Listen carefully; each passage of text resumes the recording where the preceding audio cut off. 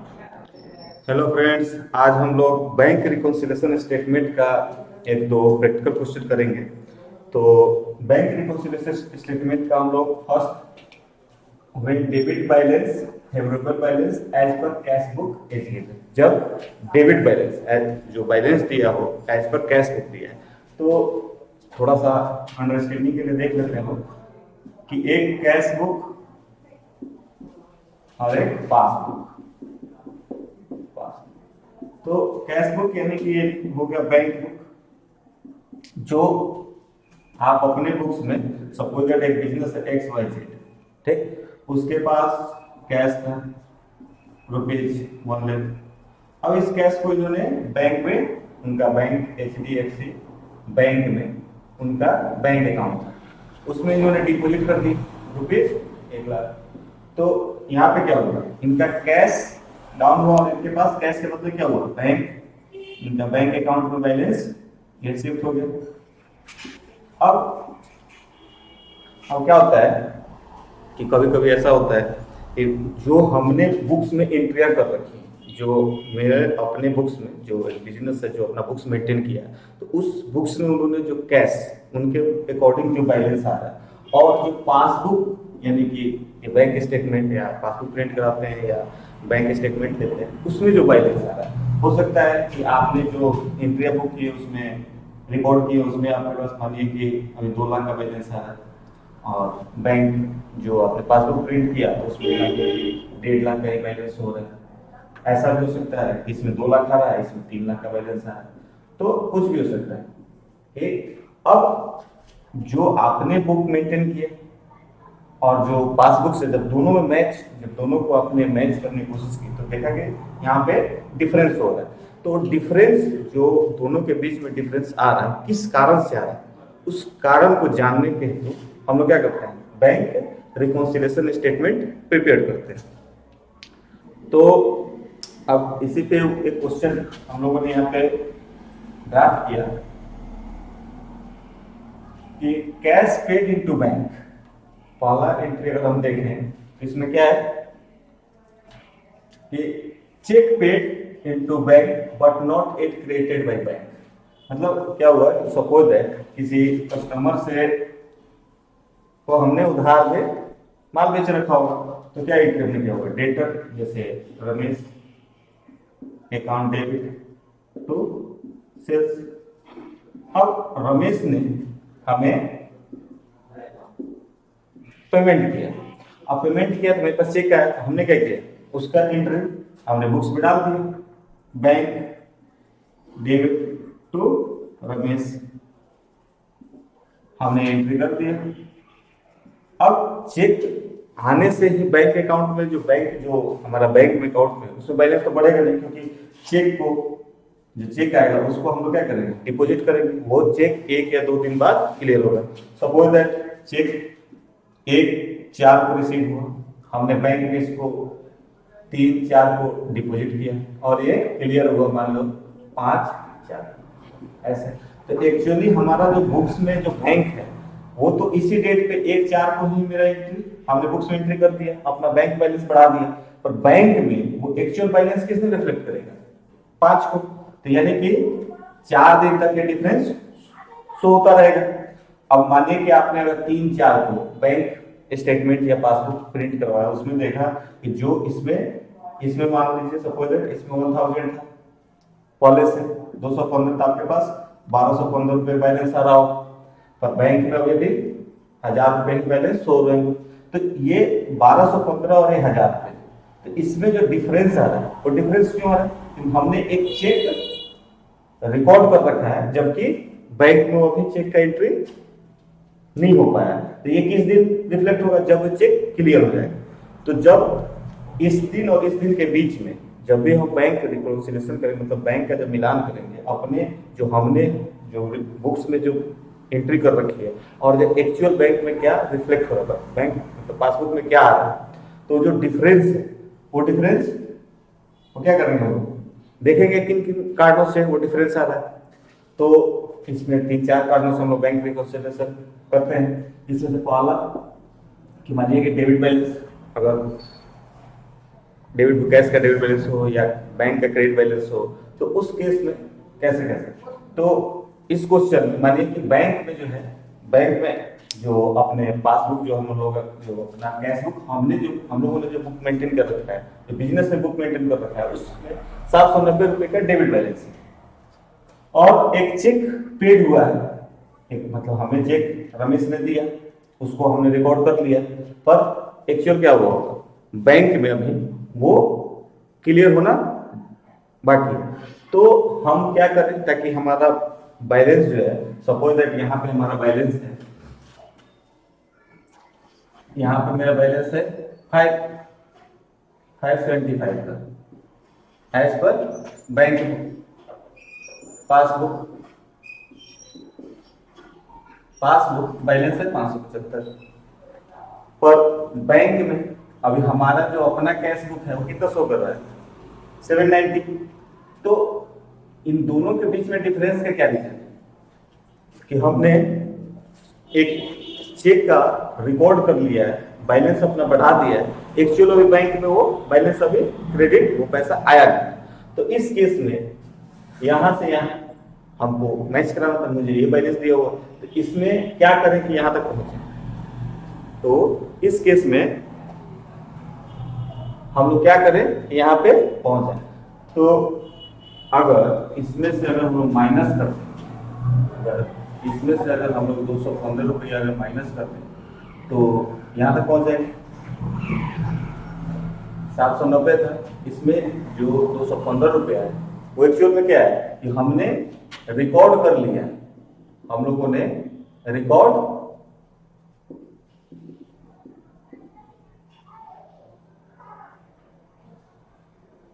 Check paid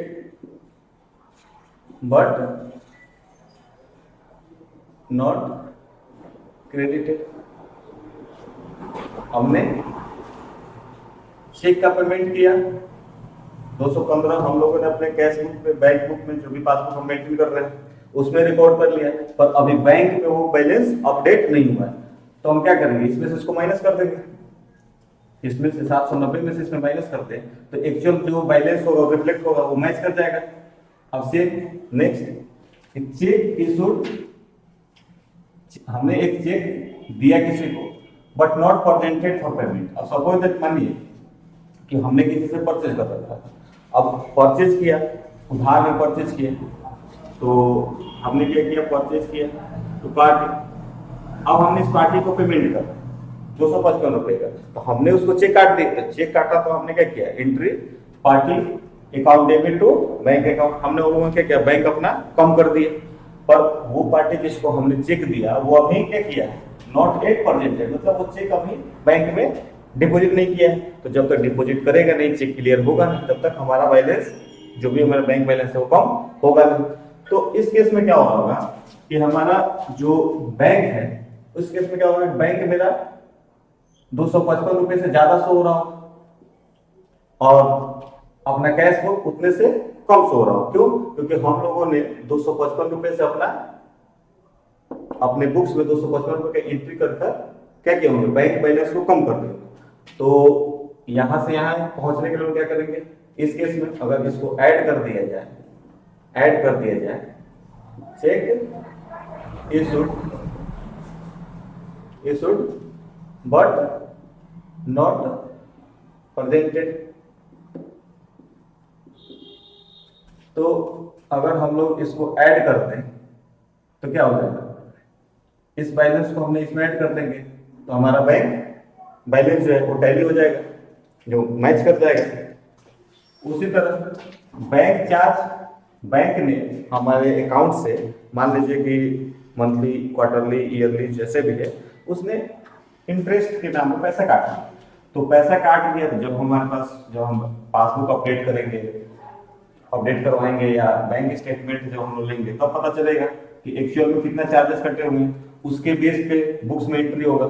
तो जब तक क्या होगा कि बैंक ने चार्जेस काट लिया और उसके अकॉर्डिंग क्या होगा, हमारे पासबुक में पैसा कम शो कर रहा होगा, और बैंक में हम लोग अपने यहाँ एंट्री किए नहीं होंगे। इस केस में क्या हो रहा कि अपने पास सपोज दैट अभी हमारे पास कैश बुक में 1000 रुपए का बैलेंस शो हो रहा है और बैंक में भी 1000 रुपए के, मतलब पासबुक में 1000 रुपए का बैलेंस शो हो रहा है। अब बैंक ने 5 रुपए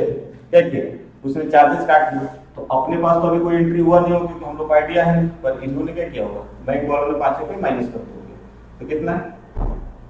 तो एज पर पासबुक, जब हम पासबुक अपडेट करेंगे तो कितना होगा, 995 रुपए, और अपने बुक्स में कितना सौ होगा, 1000। अब यहां से यहां तो हम क्या करें, अगर यहाँ पे 5 रुपए माइनस कर दें तो कितना, दोनों बराबर हो जाएंगे, दोनों बराबर हो जाएंगे। तो इस केस में क्या करें कि हम अगर लेस कर दें, हम लोग अगर लेस कर दें बैंक चार्ज को अगर यहाँ लेस कर दिया जाए 5 रुपए, तो मैच कर जाएगा बैलेंस। उसी तरह नेक्स्ट कि इंटरेस्ट, सपोज दैट बैंक हम लोग का बैलेंस सेम रहा कैश बुक के अकॉर्डिंग, हम लोग का बैलेंस कैश बुक में था 1000, पासबुक में था 1000 रुपए, 1000 रुपए। अब इंटरेस्ट अलाउड, मतलब बैंक ने जो भी हमारे पैसे थे बैंक में, उसके ऊपर बैंक ने हमें क्या किया, इंटरेस्ट दिया 10 रुपए का। अब उन्होंने क्या किया होगा, डायरेक्ट यहाँ पर क्रेडिट कर दिया, मतलब हम अपने अकाउंट 10 रुपए से बढ़ा दिया होगा, तो इसमें कितना बैलेंस हो रहा होगा, जब पासबुक अपडेट करेंगे तो उसमें पता चलेगा कि बैंक में कितना बैलेंस है, 1010 रुपए, और अपने बुक्स में एंट्री कुछ नहीं हुआ होगा। अब यहाँ पे हो रहा है 1000, पासबुक के अकॉर्डिंग बैलेंस हो रहा है 1010 रुपए, तो अगर इसमें हम लोग 10 रुपए ऐड करते हैं तो ये दोनों बराबर हो जाएंगे, दोनों बराबर हो जाएंगे। तो इसमें अगर हम लोग यहाँ पे ऐड करते हैं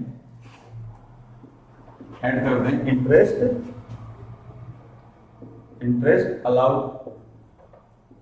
10 रुपए, इंटरेस्ट अलाउड 10 रुपए है भाई बैंक, तो क्या हो जाएगा, हमारा कैश बुक और बैंक बुक मैच कर जाएगा। अब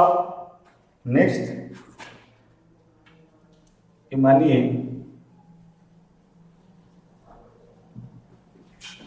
यहाँ पे amount collected by the bank as dividend, suppose that मैंने आपने शेयर कुछ कंपनियों के शेयर परचेज कर रखे, तो जो ईयर एंड में कंपनी में डिविडेंड इशू की, तो डायरेक्ट बैंक अकाउंट में सपोज दैट 150 रुपए आ गए, तो इसमें क्या होगा, डिविडेंड हमें मिला होगा, तो मेरा अकाउंट बढ़ के पासबुक में जब हम अपडेट करें उसमें पता चलेगा कि कितना अमाउंट हो रहा है, 1150, पर हमें कोई आइडिया नहीं है, हमने एंट्री नहीं किया होगा, तो अपने पास कितना बैलेंस होगा, 1000, बैंक में बैलेंस 1150 रुपए। तो यहां से यहां तक जाने के लिए अगर इसमें हम लोग 150 रुपया ऐड कर दें तो दोनों बराबर, तो यहाँ पे क्या करें, अगर यहाँ पे ऐड कर दिया जाए, ऐड क्या चीज, डिविडेंड रिसीव्ड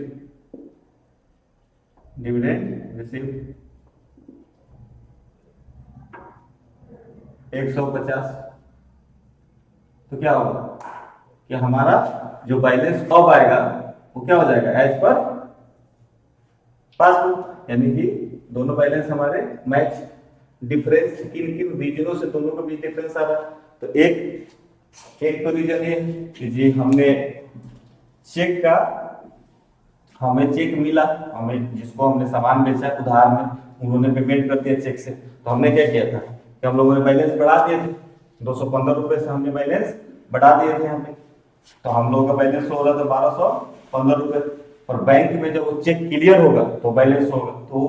यहाँ पे 1000 रुपीज, पासबुक पे 1000 रुपए यहाँ होंगे, तो यहाँ से यहाँ पहुंचने के, अगर इसमें से हम लोग अपना 215 रुपए जो हम लोगों ने एंट्री कर रखा है इसको माइनस करते हैं, तो हम लोग का बैलेंस मैच से। दूसरे केस में क्या था कि हमने चेक किसी को दे दिया, तो हमने जिसको चेक दिया वो चेक तो लिया पर उसने अभी बैंक में डिपॉजिट नहीं किया। तो इस केस में क्या हुआ होगा, जब हमने चेक इशू किया होगा, जब हमने पेमेंट किया होगा, हमने अपना अकाउंट 215 रुपए से क्या किया होगा, कम कर दिया होगा, और बैंक में अभी कुछ नहीं हुआ होगा। तो यहाँ पे क्या हो रहा होगा कि हम लोगों का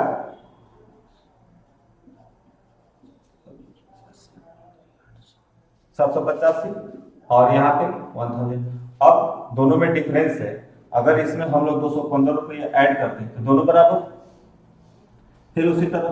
कि बैंक ने यहाँ पे मान लीजिए कि इंटरेस्ट के ऊपर पैसे काट लिए, तो बैंक जो पासबुक शो कर रहा होगा और अपने यहाँ वही शो हो रहा होगा 1000। तो हम लोग यहाँ पे अगर बैंक चार्जेस का एंट्री अगर यहाँ पे माइनस करके देखें तो बैलेंस मैच हो रहा है।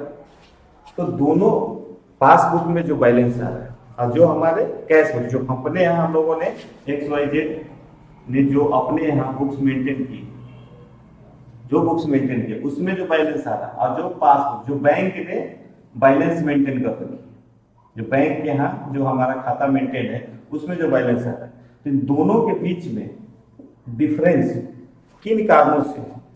उन कारणों को हम लोग कहते हैं, जैसे कि चेक इशू हुआ होगा, हमने दिया होगा, वो सामने इसको दिया उसने प्रेजेंट नहीं किया, या हमें किसी ने चेक दिया होगा अभी हमने डिपॉजिट नहीं किया होगा, या बैंक ने इंटरेस्ट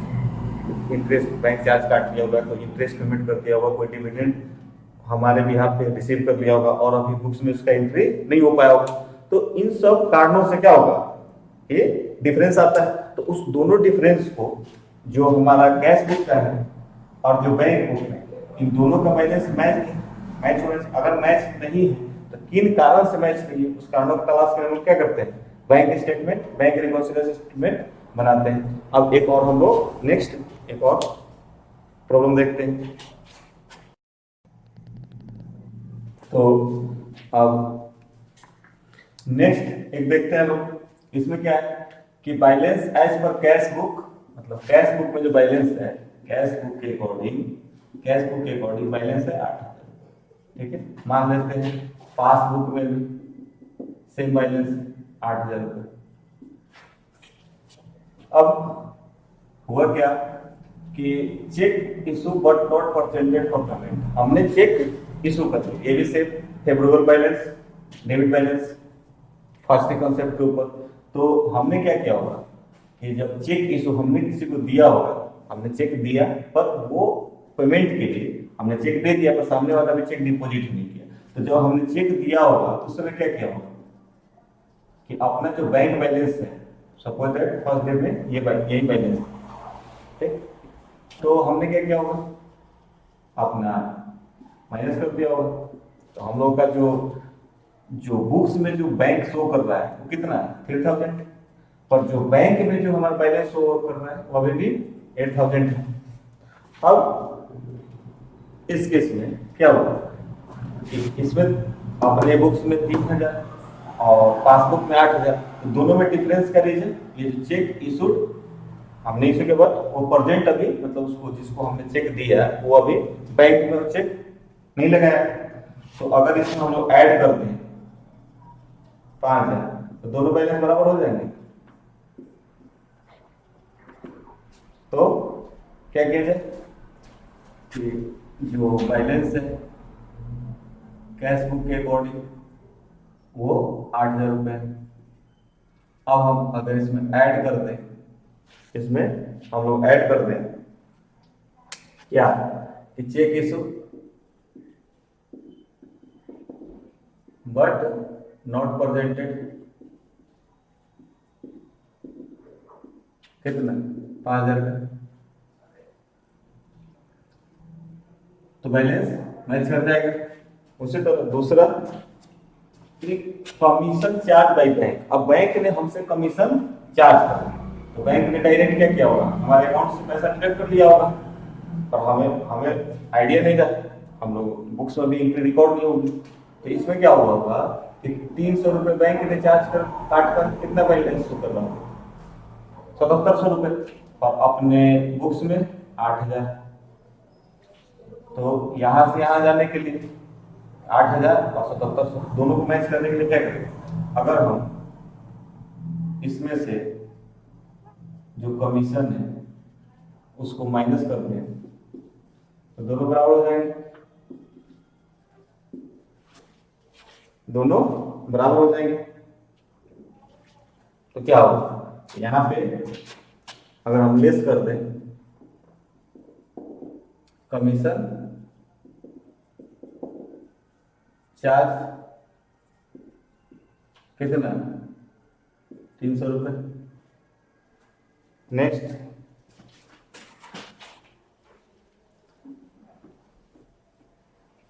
इंटरेस्ट, बैंक ने हमें इंटरेस्ट दिया, बैंक ने हमें इंटरेस्ट दिया, बैंक ने इंटरेस्ट दे दिया कितना 200 रुपये। तो बैंक ने इंटरेस्ट दिया यानी कि 200 रुपये डायरेक्ट हमारे अकाउंट में डाल दिया होगा। तो पासबुक जब देखेंगे तो उसमें कितना बैलेंस आएगा 8200 रुपये पर अपने बुक्स में, क्योंकि अभी हम लोगों ने एंट्री टाइमिंग, इसको बोलते हैं टाइमिंग है, डायरेक्ट क्रेडिट हुई बैंक, तो बैंक में डायरेक्ट पैसा हमारी जानकारी में नहीं रहा। तो जब